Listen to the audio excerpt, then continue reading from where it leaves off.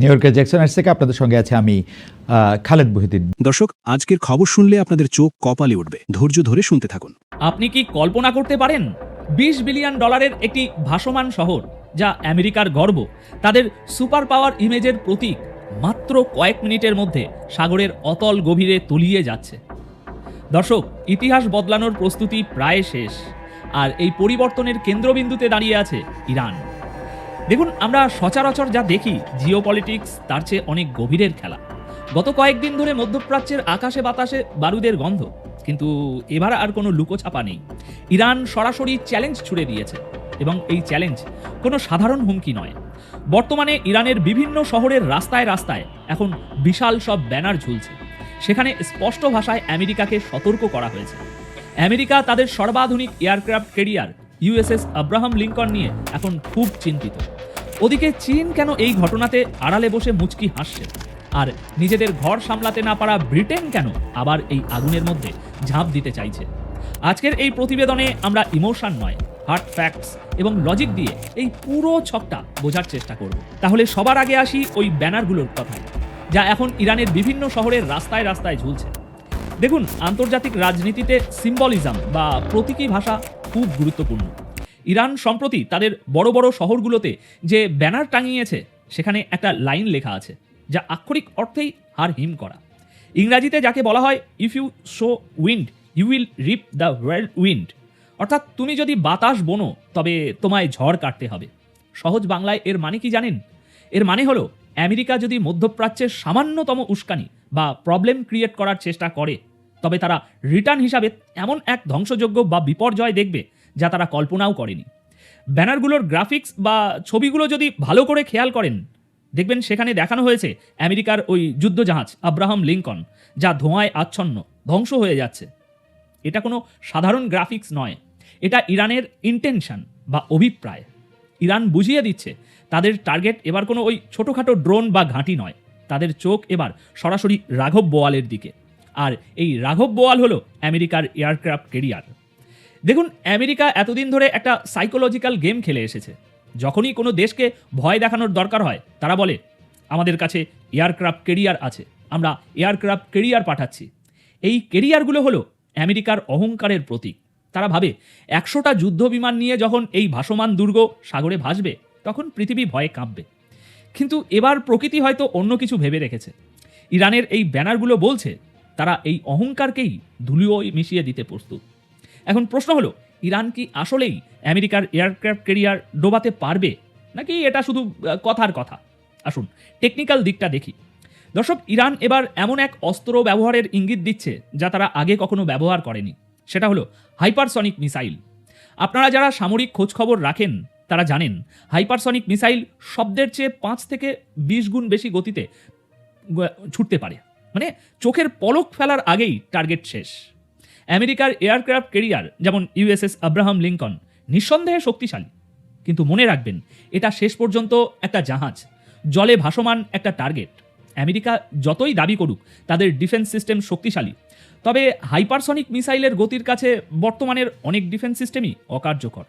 ইরানের কাছে আছে ফাতা-1, ফাতা-2 মতো হাইপারসনিক টেকনোলজি। যদি 20 বিলিয়ন ডলারের এই আব্রাহাম লিঙ্কন ক্যারিয়ারে একটা হাইপারসনিক মিসাইল হিট করে, তবে সেটা শুধু একটা জাহাজ ডুবি হবে না, সেটা হবে আমেরিকার সুপার পাওয়ার স্ট্যাটাসের মৃত্যু ঘণ্টা। সারা বিশ্বের মিডিয়ায় হেডলাইন হবে আমেরিকার এয়ারক্রাফট ক্যারিয়ার ধ্বংস। তাহলে ভাবুন তো, এরপর আমেরিকার ওই তথাকথিত ভয় কি আর কারো মনে থাকবে? একদমই না। আর ইরান ঠিক এই জায়গাটাতেই আঘাত করতে চাইছে। তবে এই পুরো ঘটনায় পর্দার আড়ালে একজন খুব খুশি, তিনি হলেন শি জিনপিং। কিন্তু কেন? কারণটা খুব সিম্পল। এই ইউএসএস আব্রাহাম লিঙ্কন বা অন্যান্য ক্যারিয়ার গ্রুপগুলো সাধারণত সাউথ চায়না সিতে চীনকে ভয় দেখানোর জন্য রাখা হয়। এখন সেই ক্যারিয়ার যদি মধ্যপ্রাচ্যে এসে ইরানের মিসাইলের আঘাতে ধ্বংস হয়, তবে চীনের জন্য সেটা হবে লটারি জেতার মতো। চীন হয়তো মনে মনে ভাবছে, ভাই ইরান, তোমার কত টাকা লাগবে বলো? 1 বিলিয়ন, 5 বিলিয়ন আমরা দিচ্ছি, তুমি শুধু আমেরিকার এই 20 বিলিয়ন ডলারের খেলনাটাকে ধ্বংস করে দাও। কারণ আমেরিকার এই ক্যারিয়ারগুলো যদি একবার অকেজো প্রমাণ হয়, তবে তাইওয়ান নিয়ে আমেরিকার দাদাগিরি আর চলবে না। চীন তখন ফাঁকা মাঠে গোল দেবে। অর্থাৎ ইরানের এই যুদ্ধটা শুধু ইরানের নয়, এটা পরোক্ষভাবে রাশিয়া এবং চীনেরও যুদ্ধ। তারা চায় আমেরিকা একবার এই ফাঁদে পা দিক, আমেরিকা তাদের কেরিয়ার নিয়ে আসুক, আর ইরান সেটাকে টার্গেট প্র্যাকটিসের বস্তু বানাক। মনে রাখবেন, যখন সবাই ভাবছে আমেরিকা শক্তি দেখাচ্ছে, আসলে আমেরিকা তাদের সবচেয়ে বড় দুর্বলতা এক্সপোজ করে ফেলেছে। সাগরের মাঝখানে এই বিশাল জাহাজগুলো এখন আর শক্তি নয়, বরং সহজ টার্গেটে পরিণত হয়েছে। আচ্ছা, এবার আসি আমাদের পুরনো বন্ধু ব্রিটেনের কথায়। সেই কথায় আছে না, যার নেই কোনো গুণ তার নাম বেগুন। ব্রিটেনের অবস্থা এখন অনেকটা তেমনই। খবর এসেছে ব্রিটেন তাদের টাইফুন যুদ্ধ বিমানগুলো কাতারের ঘাঁটিতে পাঠাচ্ছে এবং আমেরিকার সাথে এই যুদ্ধে যোগ দেওয়ার প্রস্তুতি নিচ্ছে। এখানে আমার প্রশ্ন হলো, ব্রিটেনের এই যুদ্ধে জড়ানোর মূরত কি আদৌ আছে? ব্রিটেনের ভিতরের খবর নিন, তাদের অর্থনীতি এখন আইসিইউতে। লন্ডনের রাস্তায় হাজার হাজার মানুষ হোমলেস হয়ে ঘুরছে। ক্রাইম রেট এখন আকাশ ছোঁয়া। গত কয়েক বছরে ডেটা বলছে প্রায় 3,000 মিলিনিয়ার বা ধনী ব্যক্তি ব্রিটেন ছেড়েছেন। তাহলে যে দেশ নিজের নাগরিকদের নিরাপত্তা দিতে পারে না, যাদের অর্থনীতি নড়বড়ে, তারা এসেছে মধ্যপ্রাচ্যে আমেরিকার সাথে দাদাগিরি করতে। এটাকে আমি বলি পতনের আগে শেষ আস্ফলন। তারা নিজেদের দেশের জঞ্জাল পরিষ্কার করতে পারছে না, কিন্তু হাজার মাইল দূরে এসে মুসলিম দেশগুলোর উপরে বোমা ফেলার জন্য ঠিকই টাকা বের করছে। তবে ইতিহাস সাক্ষী, অন্যের গর্ত খুঁড়তে গিয়ে ব্রিটেন বারবার নিজেই সেই গর্তে পড়েছে। এবারও তার ব্যতিক্রম হবে না। তাদের টাইফুন জেটস বা রয়্যাল নেভি যদি এই যুদ্ধে নামে, তবে তাদের অর্থনৈতিক কফিনে শেষ পেরেকটা পোতা হয়ে যাবে। এখানে একটা প্যাটার্ন লক্ষ্য করেছেন, যখনই কোনো মুসলিম দেশের বিরুদ্ধে অ্যাকশন নেওয়ার কথা আসে, তখন পশ্চিমীরা সব এক হয়ে যায়। আমেরিকা, ব্রিটেন, ইউরোপ সবাই সবার মতভেদ ভুলে গিয়ে এক সুরে কথা বলে। ফিলিস্তিন হোক, ইরাক হোক, সিরিয়া বা ইরান, তাদের ফর্মুলা একটাই, সবাই মিলে মারো। কিন্তু এবার দিন পাল্টাচ্ছে। ইরানের আগের নেতৃত্বের মধ্যে কিছুটা হলেও ডিপ্লোম্যাসি বা আলোচনার মানসিকতা ছিল, কিন্তু তাদের সকলকে টার্গেট কিলিং করে ইতিমধ্যেই মেরে দেওয়া হয়েছে। আর এখন যারা দায়িত্বে এসেছেন তারা পুরোপুরি হার্ডলাইনার। ইরানের বর্তমান নেতৃত্ব, তাদের কথা পরিষ্কার, আলোচনা শেষ, এবার হবে অ্যাকশন। তারা বুঝতে পেরেছে আমেরিকা বা ইসরায়েলের সাথে ভালোভাবে কথা বলে কোনো লাভ নেই। তাই তারা এখন নিজেদের সব শক্তি, সব রিজার্ভ মিসাইল ব্যবহার করার সিদ্ধান্ত নিয়েছে। ইরান জানে যদি তারা এখন পাল্টা আঘাত না করে, তবে আমেরিকা তাদের শেষ করে দেবে। তাই ডু অর ডাই সিচুয়েশনে ইরান এখন আগের থেকে অনেক বেশি ভয়ঙ্কর। দেখুন, ভিডিওর এই পর্যায়ে এসে একটা কথা খুব স্পষ্ট করে বলতে চাই। আমেরিকা এতদিন ধরে যে সুপার পাওয়ারের মুখোশ পড়েছিল, আফগানিস্তান থেকে পালানোর সময়ই সেটাতে ফাটল ধরেছিল। এখন মধ্যপ্রাচ্যে যদি তাদের এই এয়ারক্রাফট ক্যারিয়ার ক্ষতিগ্রস্ত হয়, তবে সেই মুখোশটা এবার পুরোপুরি খসে পড়বে সারা বিশ্বের সামনে। ইরানের জনগণ, এমনকি রাশিয়া ও চীনের শাসকরা সবাই তাকিয়ে আছে এই একটা ঘটনার দিকে। যদি ইরানের মিসাইল তার লক্ষ্যে আঘাত আনতে পারে, তবে আপনারা দেখবেন তেহরানে তো বটেই, মস্কো আর বেইজিংয়েও আতশবাজি ফুটবে। কারণ আমেরিকার পতনের শব্দটা ওখান থেকেই সবচেয়ে জোরে শোনা যাবে। আমেরিকা হয়তো ভাবছে তারা এই অঞ্চলে নতুন করে আধিপত্য বিস্তার করবে, কিন্তু পরিস্থিতি বলছে তারা হয়তো তাদের কফিনের মাপটা নিতেই এখানে এসেছে। একদিকে মধ্যপ্রাচ্যের ধ্বংসস্তূপে দাঁড়িয়ে থাকা গাজা, যেখানে যুক্তরাষ্ট্রের উদ্যোগে প্রস্তাবিত আন্তর্জাতিক স্থিতিশীলতা বাহিনীতে যোগ দেওয়ার আগ্রহ প্রকাশ করেছে অন্তর্বর্তী সরকার অর্থাৎ বাংলাদেশ সরকার। অন্যদিকে দক্ষিণ এশিয়ার ক্রিকেট মাঠ, যেখানে খেলাধুলা কূটনীতির সেতু না হয়ে ক্রমেই রাজনৈতিক চাপের হাতিয়ারে পরিণত হচ্ছে। দুই প্রান্তের এই দুই বাস্তবতা আসলে একই প্রশ্নের সামনে দাঁড় করিয়ে দেয় আমাদের। বাংলাদেশের পররাষ্ট্রনীতির দিগন্ত কি নতুন করে আঁকা হচ্ছে, নাকি আমরা পুরনো দ্বিপক্ষীয় ছকের মধ্যেই ঘুরপাক খাচ্ছি? গাজা নিয়ে যুক্তরাষ্ট্রের প্রস্তাবিত আন্তর্জাতিক স্থিতিশীলতা বাহিনীতে অংশ নেওয়ার আগ্রহ প্রকাশের মধ্য দিয়ে বাংলাদেশ যে কেবল একটি সামরিক বা মানবিক মিশনের কথা বলছে তা নয়, এটি একটি বড় কূটনৈতিক বার্তা। বার্তাটি হলো ওয়াশিংটনের সঙ্গে সম্পর্ককে আরও ঘনিষ্ঠ করা এখন সরকারের অগ্রাধিকার। ভিসা বন্ড, অবৈধ অভিবাসন, বাণিজ্য ঘাটতি, এলডিসি উত্তরণ, শুল্ক হার সবকিছু মিলিয়ে যুক্তরাষ্ট্রের সঙ্গে সমীকরণ পুনর্গঠনের চাপ এখন প্রবল। গাজা প্রশ্নে আগ্রহ প্রকাশ সেই বৃহত্তর দর কষাকষিরই একটি অংশ। বাংলাদেশ ঐতিহ্যগতভাবে জাতিসংঘের শান্তিরক্ষা মিশনে অংশ নিয়ে এসছে। আফ্রিকা থেকে লেবানন, বিভিন্ন যুদ্ধ বিধ্বস্ত অঞ্চলে শান্তিরক্ষীদের উপস্থিতি আমাদের কূটনীতির একটি নৈতিক পুঁজি তৈরি করেছে।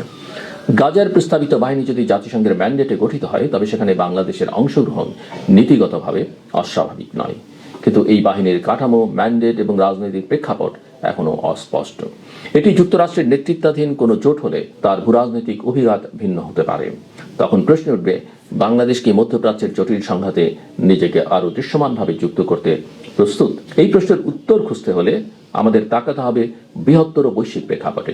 ইউক্রেন যুদ্ধ, গাজা যুদ্ধ, লোহিত সাগরে অস্থিরতা, ইরান ইসরায়েল উত্তেজনা, বিশ্ব রাজনীতি এখন টালমাটাল। যুক্তরাষ্ট্র তার মিত্রদের নতুন করে সাজাতে চাইছে, চীন তার প্রভাব বলয় বিস্তৃত করেছে, রাশিয়া নিষেধাজ্ঞার মধ্যে কৌশলগত জায়গা ধরে রাখছে। এই বহুধ্রুবীয় বাস্তবতায় ছোট ও মাঝারি দেশগুলোর জন্য কৌশলগত ভারসাম্য রক্ষা করাই সবচেয়ে বড় চ্যালেঞ্জ। বাংলাদেশের অর্থনীতি এই মুহূর্তে বৈদেশিক বাণিজ্যের উপর নির্ভরশীল। যুক্তরাষ্ট্র আমাদের সবচেয়ে বড় রপ্তানি বাজার। তৈরি পোশাক থেকে শুরু করে হোম টেক্সটাইল সবকিছুতেই ওয়াশিংটনের বাজার আমাদের অক্সিজেন। অথচ সেই একই যুক্তরাষ্ট্র ভিসা বন্ডের মতো কঠোর নীতি আরোপ করছে, শুল্ক হার বাড়াচ্ছে, অবৈধ অভিবাসন প্রশ্নে চাপ দিচ্ছে।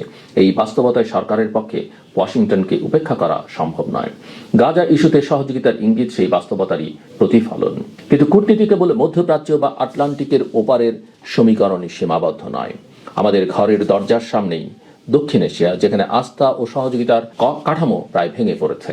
সার্ক অচল, বিমস্টেক কার্যকর বিকল্প হতে পারেনি, দ্বিপক্ষীয় সম্পর্ক আবেগ, অহংকার আর শক্তির রাজনীতিতে আটকে গেছে। এর সবচেয়ে দৃশ্যমান প্রতীক এখন ক্রিকেট। ক্রিকেট একসময় উপমহাদেশের নরম শক্তির ভাষা ছিল। যুদ্ধ, সীমান্ত উত্তেজনা আর কূটনৈতিক স্থবিরতার মধ্যেও ক্রিকেট মানুষকে যুক্ত রেখেছে। কিন্তু আজ সেই খেলাই রাজনৈতিক চাপের হাতিয়ারে পরিণত হচ্ছে। আইপিএলে বাংলাদেশের একজন জনপ্রিয় ক্রিকেটারকে অর্থাৎ মুস্তাফিজুর রহমানকে নিরাপত্তার অজুহাতে বাদ দেয়া, বিশ্বকাপে ভেন্যু নিয়ে অনিশ্চয়তা, সম্প্রচার নিষেধাজ্ঞা, সব মিলিয়ে ক্রিকেট আর কেবল খেলা নেই, এটি এখন ক্ষমতা প্রদর্শনের মাধ্যম। ভারত ক্রিকেটের বৈশ্বিক বাজারের কেন্দ্র, রাজস্বের বড় অংশ আসে সেখান থেকে। ফলে ইভেন্টের সূচি, ভেন্যু, সম্প্রচার সবকিছুতেই ভারতের প্রভাব। এই প্রভাব যখন রাজনৈতিক উদ্দেশ্যে ব্যবহৃত হয়, তখন খেলাটি বিভেদের প্রতীক হয়ে ওঠে। পাকিস্তানের সঙ্গে ভারতের বৈরিতা ঐতিহাসিক, কিন্তু বাংলাদেশের সঙ্গে সম্পর্ক দীর্ঘদিন তুলনামূলকভাবে মসৃণ ছিল। রাজনৈতিক মতবিরোধের মধ্যেও দ্বিপক্ষীয় সিরিজ চলেছে। আইপিএলে বাংলাদেশি খেলোয়াড়রা নিয়মিত মুখ হয়ে উঠেছে। সাম্প্রতিক ঘটনা প্রবাহ সেই ধারাবাহিকতায় একটি স্পষ্ট ছেদ টেনেছে। এই ছেদ শুধু ক্রিকেটের মাঠে সীমাবদ্ধ নয়, এটি দক্ষিণ এশিয়ার বৃহত্তর ভূ রাজনীতির প্রতিচ্ছবি। নেপাল, শ্রীলঙ্কা, মালদ্বীপ প্রতিটি দেশের সঙ্গেই ভারতের সম্পর্কে অস্বস্তি, পাকিস্তানের সঙ্গে চিরবৈরিতা, আফগানিস্তান আলাদা বাস্তবতা। এই প্রেক্ষাপটে আঞ্চলিক বহুপক্ষীয়তা ছাড়া কোনো দেশই এককভাবে নিরাপদ নয়। বড় শক্তির চাপের মুখে টিকে থাকতে হলে সম্মিলিত কাঠামোই সবচেয়ে বড় ঢাল। ইউরোপীয় ইউনিয়ন দেখিয়েছে আঞ্চলিক সংহতি ছোট দেশকেও বৈশ্বিক দর কষাকষিতে শক্তিশালী করে তোলে। আসিয়ান দেখিয়েছে পারস্পরিক আস্থা, বিনিয়োগ, উৎপাদনের নিরাপত্তা নিশ্চিত করতে পারে।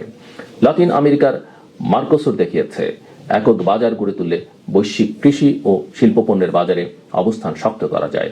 বিপরীতে আরব লীগের ব্যর্থতা কিংবা আফ্রিকার বিভিন্ন অঞ্চলে আঞ্চলিক সংহতির অভাব দেখিয়েছে জোট দুর্বল হলে প্রতিটি দেশই বহিরাগত শক্তির হস্তক্ষেপের ঝুঁকিতে পারে। দক্ষিণ এশিয়ায় সার্কের অচলাবস্থা আমাদের ঠিক সেই ঝুঁকির দিকেই ঠেলে দিচ্ছে। বাংলাদেশ হয়তো ভাবতে পারে দ্বিপক্ষীয় ভারসাম্য রক্ষা করেই চলা যাবে। ভারত হয়তো ভাবতে পারে একক শক্তিতেই নিরাপত্তা নিশ্চিত হবে। বাস্তবে দুটো ধারণাই বিভ্রান্ত বা ভ্রান্ত। আঞ্চলিক অবিশ্বাস ও দূরত্ব সবার কৌশলগত নিরাপত্তাকেই দুর্বল করছে। গাজা ইস্যুতে যুক্তরাষ্ট্রের সঙ্গে ঘনিষ্ঠতা বাড়ানোর চেষ্টা তাই একদিকে যেমন বাস্তববাদী কূটনীতির অংশ, অন্যদিকে এটি আমাদের মনে করিয়ে দেয় ঘরের উঠোনের অস্বস্তি উপেক্ষা করে দূরের রাজনীতিতে বিনিয়োগ করলে ভারসাম্য নষ্ট হয়। বাংলাদেশের নতুন সরকার যদি সত্যি একটি নতুন কূটনৈতিক অধ্যায় শুরু করতে চায়, তবে তাকে একসাথে দুই দিকেই তাকাতে হবে।